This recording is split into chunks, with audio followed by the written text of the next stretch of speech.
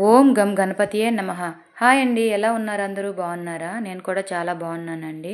నిన్న హనుమాన్ జయంతి కదా! దానికోసం నేను పూజ చేసుకున్నాను. ఆ పూజకు కావాల్సిన సామాన్లన్నీ తెచ్చుకొని రెడీ చేసి పెట్టుకున్నాను. ఆ తర్వాత తమలపాకుల మీద జై శ్రీరామ్ అని రాసి అవి కూడా మాల కట్టి ద్వారానికి కట్టుకున్నాను. తర్వాత నిమ్మకాయలను కూడా గుచ్చి గుమ్మానికి కట్టుకున్నాను. ఆ తర్వాత హనుమాన్‌కి ఇష్టమైన వడలు, కేసరి చేశాను. తర్వాత నెయ్యి దీపాలు వెలిగించుకొని ప్రసాదాలన్నీ పెట్టుకొని అరటిపళ్ళు, కొబ్బరికాయ మా రాజరాజేశ్వరి మాతకైతే పెడతాం మేము ప్రతి లక్షవారము, శనివారము. తర్వాత అన్ని దేవుళ్ళకి పువ్వులను అలంకరించుకున్నాను. నా దగ్గర హనుమాన్ ఫోటో లేదు. శ్రీరాముల వారి ఫోటోలోనే హనుమంతుడు ఉంటాడు. అందుకని అక్కడే దీపం వెలిగించుకొని నైవేద్యం పెట్టి పూలు పెట్టి హారతి అయితే ఇచ్చేసాను. ఆ తర్వాత గుమ్మానికి పూజ చేసుకున్నాను. ఆ తర్వాత తులసి మాతకు కూడా పూజ చేసేసుకొని గుడికి అయితే బయలుదేరిపోయాము.